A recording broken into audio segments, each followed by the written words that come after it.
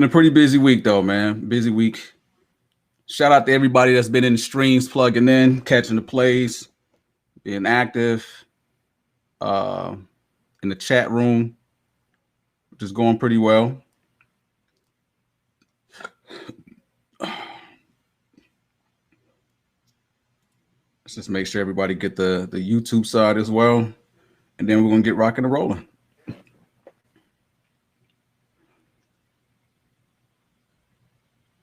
You guys seen the new homepage on the website yet? Check out any of the new features yet? I'm working it.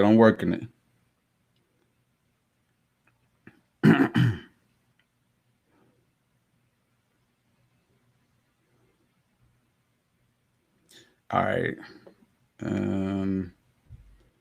Okay, cool. So I can catch the YouTubers as well.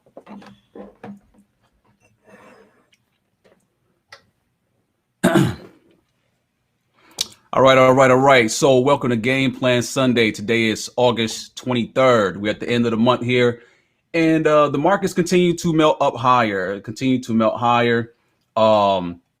We had a couple of different things, things that took place this week with the markets, capping off those new highs. And definitely, it's the shortest. You're talking about the shortest bear market ever in history, as far as the stock market goes. But as far as the economy goes, economy is still in the drain. But you guys got to understand that this is all a confidence game. Everything that's keeping the markets going is just pure confidence. The fundamentals are not there. So, but we got to play what the market gives us. So understand that that's what's taking place. We did have some economic data that came out that was, let's see, we had the housing data that came out this past week, which is actually pretty optimistic. This is right here on the website. And let me switch over here real quick so I can catch that. But yeah, you guys know we're catching it all. We're putting it on the site. So we're just going to review straight from the website. Of course, it's all in here. Bingo. So yeah, housing starts jumped 23% from June to annual pace of almost 1.5 million, a reflection of rock bottom interest rates. So it's just telling you that this is all because of the Fed's, manipulation in the interest rates, suppressing those interest rates, keeping them down low. That is all designed to influence people to go out and buy homes with the mortgages and everything being pretty low. It's talking about the construction activities going up. And so this is actually looking optimistic. If you see, the construction is actually going up. So that's a good thing. But, delinquencies are rising. And so people are not actually seeing that those delinquencies are getting, out of hand. They're actually way out of hand. So, it's still a divergence at the same time, because you say, okay, well, most people are going to try to jump in and capture those low interest rates. But as Mark was saying on Facebook side, that the housing prices are at their highs. So yeah, you got low interest rates, but you have, valuations of these homes at, at all-time highs. And so it's really, it's still not a good thing if deflation hits, right? Because then you'll be holding on to a deflation. You'll be holding on to a depreciating asset. So that's the thing that we have to watch for here in the future. And we're already starting to see it happening now with, a lot of cities, big cities. People are moving out of the big cities like never before. So that's happening in real time. And so that's causing the prices of those assets to deflate. Especially in New York. I think it was an article that came out like last week or 2 weeks ago, was just talking about how, they're having to lower their rates, their rent rates, that they're actually trying to rent the tenants out, because they need to keep tenants in there. The real estate guy can't make no money. You can't keep no tenants in there. But, you got this exodus of people leaving these big cities and going into the suburbs. And so with the housing market, when you start looking into the data on that, it's not just like this one black and white number. The housing market is basically separated into different markets. And so you have to take a look at the Northeast, the Southeast, the Midwest, the West Coast. Like every housing market, they're basically experiencing different things. And so, you have to basically, if you're out in the markets and you're trying to, figure out, hey, it's a good time for me to buy this, that, and the third, then you want to go look that up into your particular region where you are. And so you get a better more granular level looking at that data, basically. So it's more specific to you. But either way, this is still look good for the market's sake because it's a confidence thing that people are buying. Now, the thing is that you got, over 20 million people that's out of work. So, you still have super high unemployment. Who can afford, these super high rates? Again, the expectation for myself and other economists that's out there is that those prices are going to have to come down eventually. So that's the trick that you have to worry about with that. But that's what happened this week. And so the markets, was definitely feeling optimistic about that. Then we had the Feds came out. Let me actually just minimize that a little bit. All right. So then we had the Feds that came out with their statement, and we took a screenshot of this. I just highlight like the pretty much important parts of the statement. So this is the staff economic outlook. So this is from the FOMC minutes that was released. And so it says the economic activity still appeared to have declined at a historically rapid rate in the second quarter. So they're describing what events took place in the second quarter. And again, I'm just looking at we're not going to read the whole thing, but just the highlights that I posted here. And I thought this was interesting. In this line here, it says that the staff's baseline assumptions, right? So they're forecasting. Their baseline assumptions were at that the current restrictions on social interactions and business operations, along with voluntary social distancing by individuals, would ease gradually through next year. And that's a big assumption because, voluntary is the big word. People have to voluntarily, do this social distancing thing unless they, force people to do it. Right. And so we're seeing a lot of that forcing movement in there. But this is still creating a lot of social tensions. And so I thought that was interesting. So I highlighted that as well. But on the bottom paragraph here, they were saying that, let's go here. The staff continued to observe that the uncertainty related to the economic effects of the pandemic was extremely elevated, and that the unusual nature of the pandemic related shock made assessments about how the economy might evolve in the future more challenging than usual.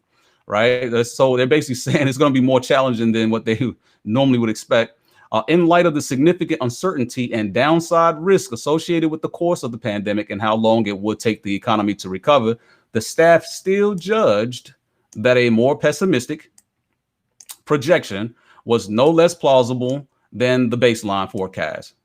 In this alternative scenario, an acceleration of the coronavirus outbreak with another round of strict limitations on social interactions and business operations was assumed to begin later this year, leading to a decrease in real GDP, a jump in the unemployment rate, and renewed downward pressure on inflation next year.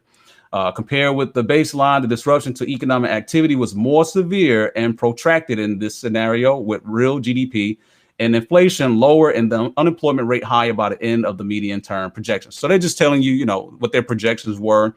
Things did not go according to, they was expecting, I guess, things to take place a little later in the year.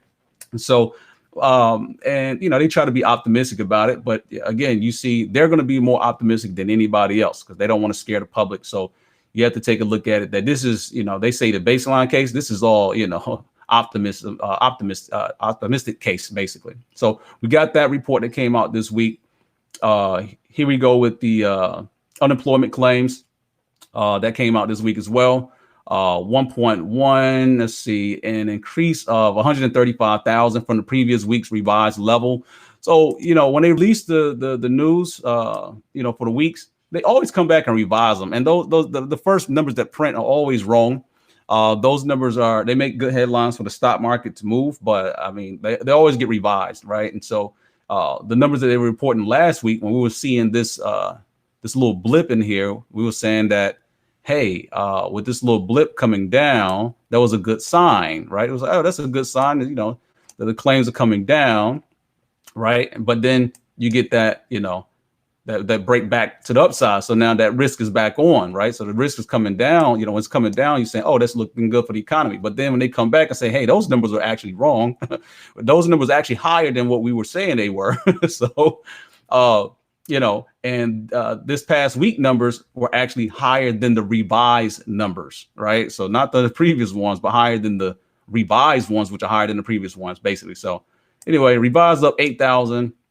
And so again, this wasn't a good look for the economy as well. Seeing that many people out of work. There's still lots of people that's out of work, will continue to be out of work. I think I even saw like Pizza Hut supposed to be laying off like 300 people or something like that.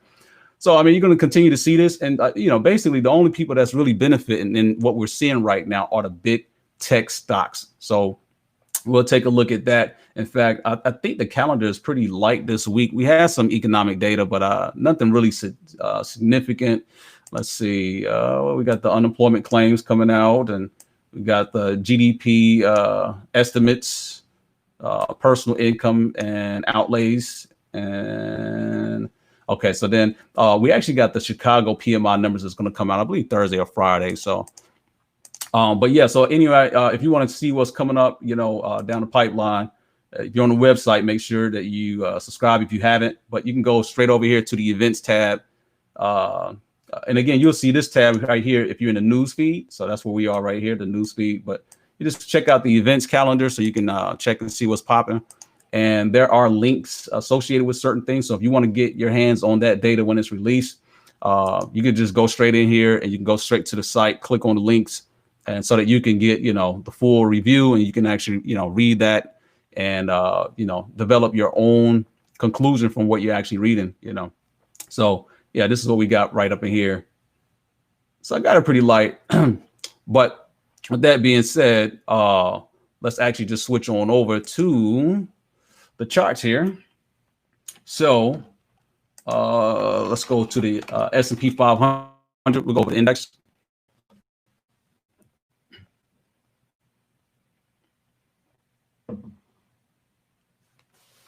All right, so just taking a look at the major indices here. We got these record highs on the S&P 500 right now in real time as we speak right now. Finally broke that the previous resistance that was back here.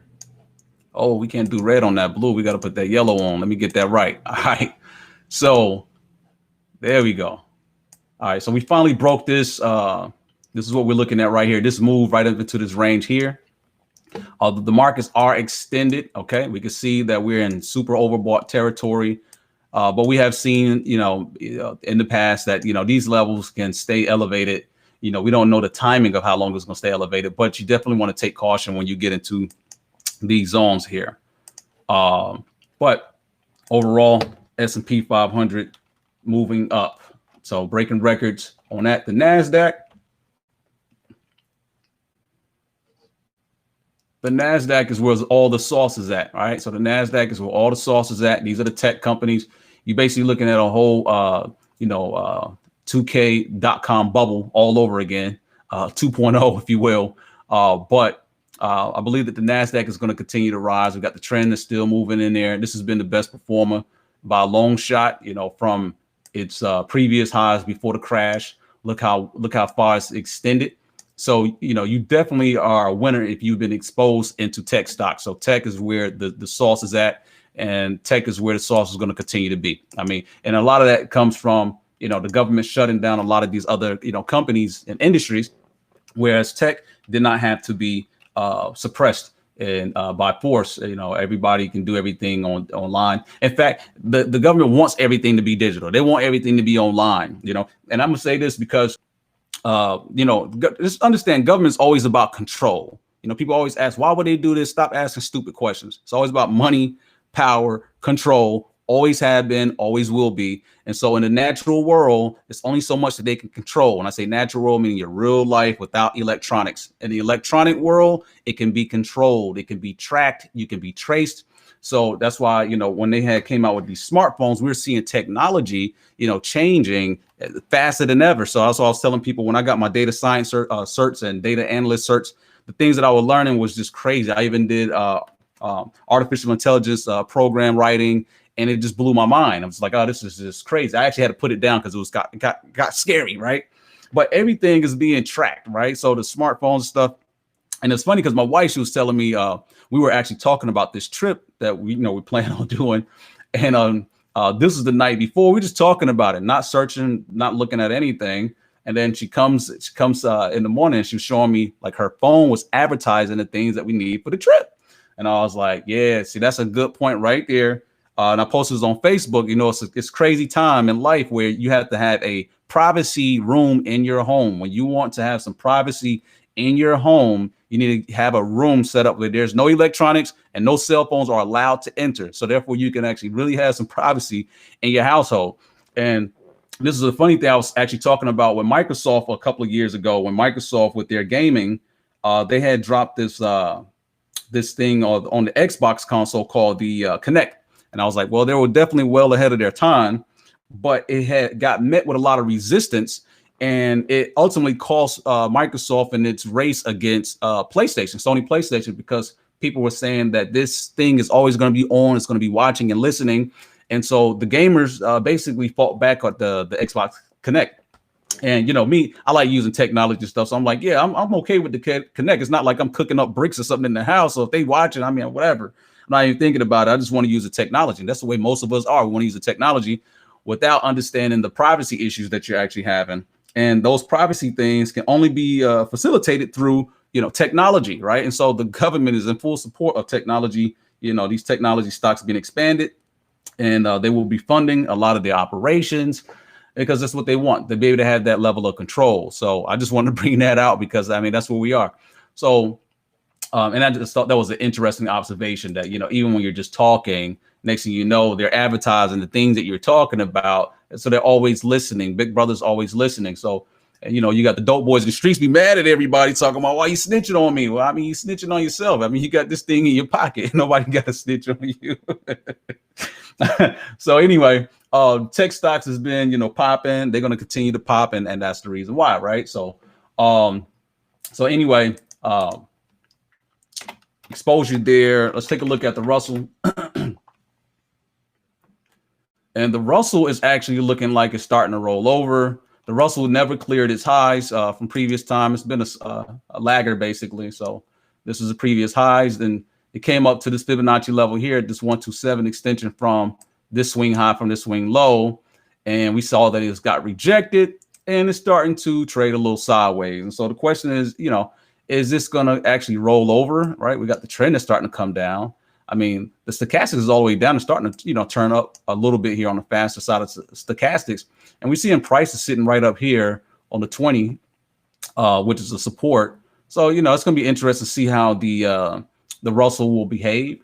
But, you know, a lot of those companies, they haven't seen the breadth of, you know, the expansion of the markets, you know, back this time around, like we've seen in the tech stocks. So they have definitely much weaker. The Dow Jones has actually came up as well. Actually, oh, wrong symbol. All right, so the Dow as well, you know, starting to come up. Let me actually take this from this swing high to this low. Yeah, pretty much the same, pretty similar to what we saw in the Russell, of course. So, yeah, but I think that we have some more opportunity here, right? You know, we got a little buy trigger here, and I think we can probably move up a little, you know, higher to around the 29,000 spot. Okay. All right. Taking a look at the, let me take a look at the oil markets real quick.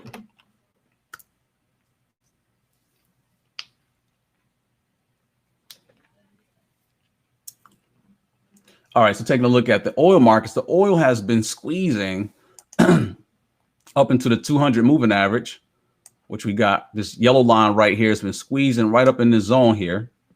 We got higher lows, so the lows have been squeezing right up into this spot here, and it's up against major resistance right here. The question is, will oil be able to breach this zone, or which breaching means that it's going to go higher, or will oil get rejected here and tumble? So it makes for an interesting case because we do have a squeeze here. I mean, we had a squeeze before and it never fired off, right? But we're back into that squeeze zone, but I do have a sell trigger up here, which makes this whole situation in oil a little interesting. Now, For you guys that know my work here, we talk about, oil as being a proxy for inflation. So if inflation is going higher, if oil is going higher, then that's a good way for you to track inflation. So if this goes higher, then that means that people are spending more money on the goods that you get. Even if Amazon is moving the markets and people are shopping online, those things still have to be delivered to you. And so with those companies, they're shipping, well, they got to pay for the fuel. And when they have to pay higher costs, they normally pass that cost on to the consumer goods. And so you end up paying more, which is inflation, right? Well, it's inflationary, I should say. The inflation itself is just, the Fed's creating more money put into the system. But yeah, so but we'll, witness the prices go up. So I think oil is in an interesting spot. And, if this goes up, I mean, this is not going to be good for stocks, actually. I don't think this will be good for stocks. This will actually be good for gold, because gold is protection from inflation. So if we get this pop here, then, hey, we got to get back into gold, right? For another leg up. If you are not in, or if you already left out. So that's an interesting situation. If we dial more into let's see the sectors here, I got oil and gas. We can see here, get a little more granular with the details, and we got this rejection at the 200, and then we got this rejection down here at the 100, and we see the price is starting to tumble here, right? The stochastics came down pretty low, and the trend is going down as well. So I would be more inclined into shorting on this one here. Now, again, this could go either way, but if it does go to the north side, this would be, this 200 moving average right here would be the that'll be the ceiling there. But because the sector itself is turning over here, and I think that's actually best case scenario for the economy for this to actually go down. And so you could take a look at individual stocks like Hess, who's already starting to tumble, as you can see, straight up getting rejected at that 200, bouncing downward already. So you can, take a look at those for some short exposure. EOG, same thing here as well. So you see that 100 moving average resistance zone. And so we see that oil, we see these oil stocks are breaking. We had a squeeze in here, and it's buy in short, right? So, that could be some short exposure. As far as, excuse me there. Let's take a look at gold and silver real quick, because I know y'all going to ask.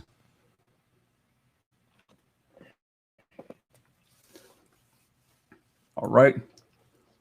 So here we are with gold, and gold is at an interesting spot, and it looks like it's starting to try to form some type of double bottom situation, which would actually be pretty dope. I don't really know if we'll get there or not, but this 50 moving average is a key level of resistance support here. Excuse me.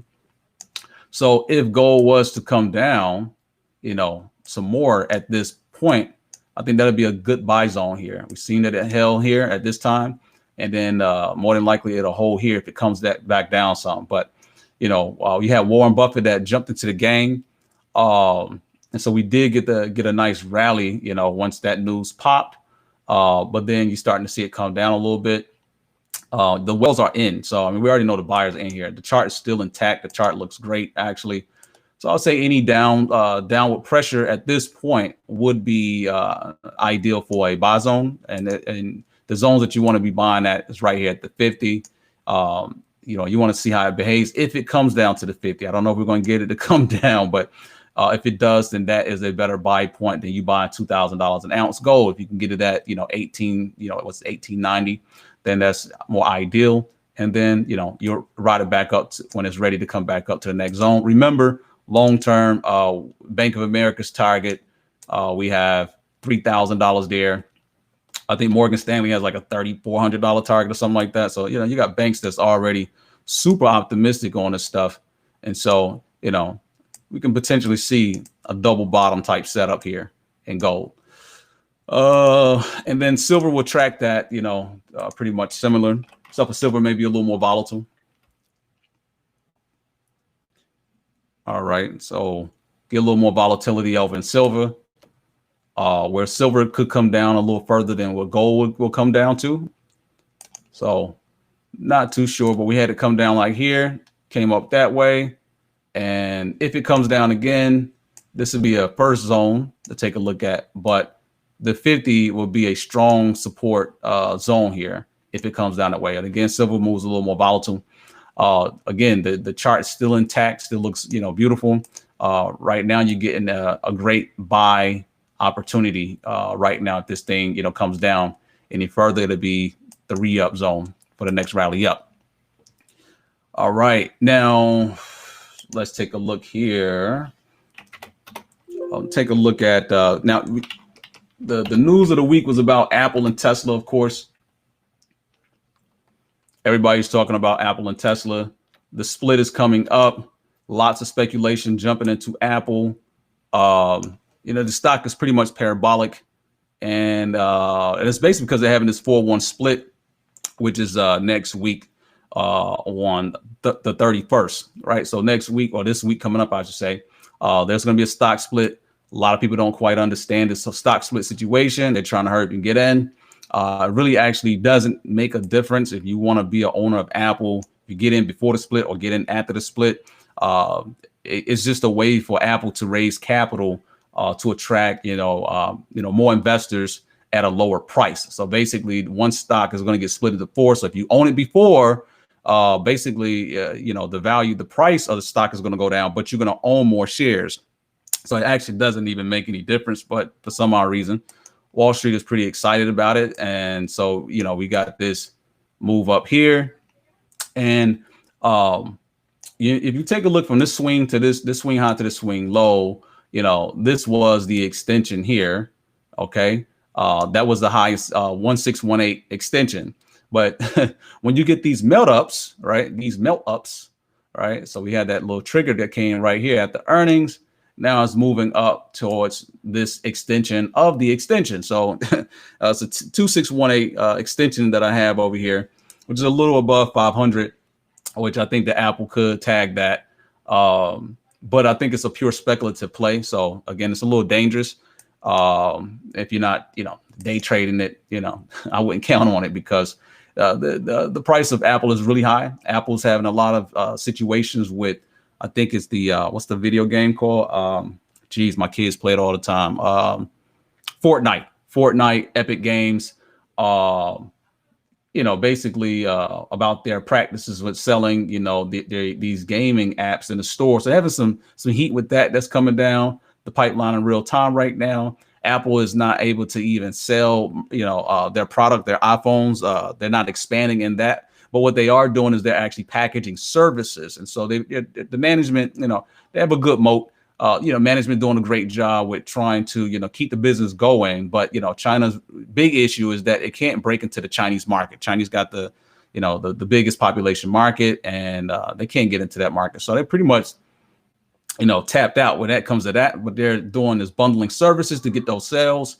And so, yeah, still a good stock. But at this price, I think that is overvalued. And I think it's all speculation because of the split here. So I just want to cover that because I know everybody's talking about it. So we also have the split coming to Tesla. So you also got the split that's coming to Tesla.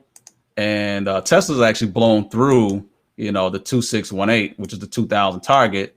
And that was this swing high to the swing low. But we did another swing high to this swing low. We had this extension right here.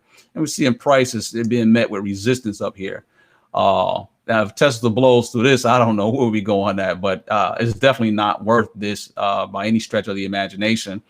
Tesla's definitely not, when you see more Teslas on the road than any other car, then yeah, but this is all speculation. It could be confidence in Elon Musk's ability to deliver in the future. As the market is a future forecasting mechanism. Elon has his hands in a lot of government contract taxpayer dollars that's funding a lot of his operations, like SpaceX. He got the Hyperloop transportation. He's doing a lot. And then with Tesla, and I think another part to consider as well is speculation on a Biden victory. with the Democrats, you know, they have a huge push for clean energy and climate change as their initiative. You know, the Republicans don't even actually really even believe in that. Either way, Elon Musk will be, you know, a beneficiary of the Democrats if the Democrats actually take Congress and the presidency, because they're really going to make a strong push. And he has, you know, solar power stuff. He has Tesla. He's doing a lot of clean energy stuff. So a lot of this, again, could be speculation into you know, the presidential election as well. But it's still a bubble nonetheless. But anyhow, they have their stock split coming up as well. They're doing a 5-1 split. So if you own one stock at the time of the split, it's going to break down into 5 pieces for you. The price is going to come down. So when the price comes down, a lot of people is actually going to be wanting to get in on it. So either way, it doesn't make a difference if you get in before or get in afterwards if you're looking to be an owner of, you know, Tesla. So yeah, I just want to cover that real quick. And let's actually just take a look at a couple stocks real quick, and then I'll take a look at some from you guys, and then we'll call it a night. All right, so I covered a couple of short situations looking at. Let's take a look at some longs here. Now, I'm still optimistic on tech. So this is the XLK. So XLK is going to be a whole lot smoother, you know, lower risk than actually playing individual stocks. If you're looking at getting some exposure into these this tech boom here, then this would be the steady flow here. This would be the steady flow. When it goes down, it doesn't get wrecked too hard. When it goes up, it doesn't go up too high, but it should be a steady flow where as long as the tech stocks will continue to boom, this would be a good place to park some exposure there. If you want to get into, I think these computer chips are actually doing good. You have the situation in like AMD. Okay, so AMD, if we take a look at from this swing here, got a target up here. Okay, at like the $90 mark, and then at the extension around the $95 mark. So bullish on that. It is extended, of course, because the markets are extended, but I think this is the best opportunity with these extended markets right now. So AMD, I do like that to the long side. These computer chip stocks are actually looking pretty good. In fact, let's take a look at Oracle. Let's take a look at Oracle. Oracle stock, from my understanding, they are in the bidding for TikTok with Microsoft. I don't know how that's going to go, but they are actually in the bidding to try to get TikTok from Microsoft. But I thought this was a little interesting chart here. We got the trend that's moving up. We do have a squeeze on this thing. And we got, you know, buy trigger up here. Now we can clearly see that it struggled at the 618, you know, resistance zone. So it'll be interesting to see if this thing can come back up against the 618. And if it does, I think the squeeze will, you know, push it through. So stocks like, you know, AMD, Oracle, you know, these semiconductor stocks are actually looking pretty good. XLINKs, this play right here would be a bounce play. Excuse me. So what I'm looking at on this situation here is that, again, the whole sector itself is booming. And I just think that we're actually at a great buy opportunity zone. You know, it's off of its high and it's bouncing right here off of the 50. And so I want to see this thing to support. If the 50 holds at support right here, right, you'll start to see price chopping and then it, you know, come up. So it's actually overbought. We have some overbought signals here that says to get back in on a stochastics as well. Momentum, you know, it's excuse me, I said overbought. I mean oversold. So oversold, excuse me. So oversold, and then the momentum shifting all the way down. And so normally when you get a collapse, you know, you get a sharp reversal. So the key for this situation, I want to see this hold the 50. Now, if it breaches the 50, cancel it out. But if it holds the 50, then I'm in it for the long. Okay. Also, let's see what else we were looking at. I think Alibaba might be in a, let's see, Alibaba is some exposure out of the American markets into the Chinese markets, which again, we have like a flag in here, play on this situation here. We do have this resistance up above, but you know, I'd like to see this thing clear this resistance up here at the top. So I'm bullish on this one here as well. They actually, you know, had a smash out earnings as well. So, you know, I'm pretty optimistic on this one here. And normally what impacts Alibaba is normally, you know, beef with Trump right now. So that's pretty much like the risk. But overall, I mean, this company's stock should probably be as high as Amazon stock is right now, and it's not. And so I think that that's still a good opportunity. All right. So with that being said, I'm kind of already at time. Well, actually already past time. I'll take a look at a couple stocks from you guys, and we'll bring it to a close. What y'all got on the radar for me? What do y'all have on the radar for me? All right. And while y'all are actually looking that up, make sure you check out the website, washijackboys.com. Once you actually get online, you just hit the dashboard. You have your dashboard in there. Make sure you upload pictures and information the same way you do on Facebook. And I do not spy on anybody. I actually can't even see all that information that Facebook can see. But just know that you get access to any data that you put on our website if you just request it from our site, and it gets sent straight to you. A lot of that stuff, again, Facebook and they're selling all your data. But take a look here on the website itself. It's pretty cool. And I definitely look forward for some feedback from you guys. The only way I can continue to make this thing pop and make it better. We have made some significant strides in this market here with our new website. So it's actually pretty awesome. And make sure that you get the classes. If you have no training, if you want to learn the Wall Street Jack Boys way, then you can get the classes. Like I'm in class too. You feel me? But we have a lot more that's going to be coming. I'm actually working, you know, day in and day out on this stuff. So as you can see, I'm a little exhausted. That's because I've been working, busting my ass trying to get this stuff together. But yeah, so anyhow, make sure y'all give me some feedback on that. I have lots of other amenities over here on the side panel, as you can see. So, all right, cool. What do we have here? Ron with the PSA. All right, so we're getting a breakout above its 200 moving average. I'm gonna just actually take a swing from this high to this low, and it's actually clearing that resistance zone, which is actually pretty good, right? We see this is the breakout, so we're actually getting into a breakout here. I was interested that it's going to a squeeze while I was breaking out, so that's interesting. But I think that we can actually see this come up to the 786. So PSA. I think it's looking pretty good, Ron.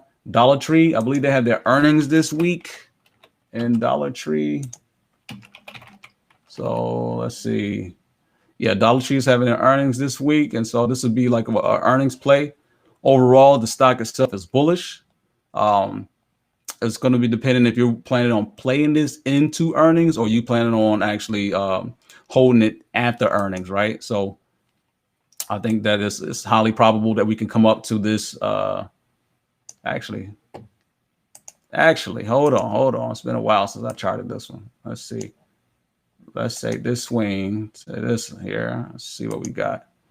All right. Yeah. So I'm gonna just keep that on deck. It's highly probable that we'll get, at least the 5-point move to about 105. Okay. And then you get closer to 110 if this thing pop off. So it's not like a standout setup, but it is a bullish setup. And so the Dollar Tree is looking pretty optimistic into earnings. So we'll see. What else? Anybody else got anything else you want to look at?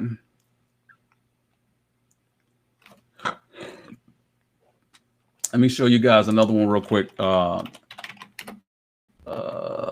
5. Okay, this is another interesting situation I was looking at. And this play here would depend off of the support. The 200, you see the yellow line, 200 is a support zone.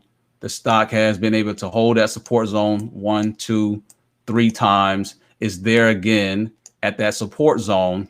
And normally when I get this bright red candlestick, this is a reversal candlestick that shows price reverses after we get those bright red ones, as you can see in the back. So we got a bright red here. And so what I'm looking for is to see the price start to, to reverse on this one, which it looked like it is. And I would like to actually play this one up into the 618. Okay. We got a buy trigger that's down here. Stochastics is reversing, and then we got another buy trigger here. We see the momentum is, reverse shifting. So I got a couple of things that's working out on this one here, but this will be another bounce, off the support play here. And so those are the ones that I'm looking at going to this week. All right. So other than that, looks like you guys don't have any other questions. But yeah, definitely hit us up on the website. If you're new to the website, if you need support, you can actually just do instant message or direct message in the inbox. You get support. You have questions about the website itself, what's included, or any of those type of questions, you can actually just message, and we'll take care of you. We have the chat room as well, so make sure you join the chat room. This is the new see, I didn't like that. Oh, you see that? Looking like the black Steve Jobs over here. But yeah, I know y'all used to like the old one, but I'm working over here. So this is what I've been working on over here. So I got you guys. Make sure y'all give us some more testimonials so we can actually post these things. We still got Mark's old one. Mark has given us several shout outs and testimonies. So I appreciate that. But yeah, so definitely, if you haven't done that yet, make sure you get in there and help us out with that. So, all right, with that being said, you guys have a good weekend, and we'll catch up in the markets this week. Peace.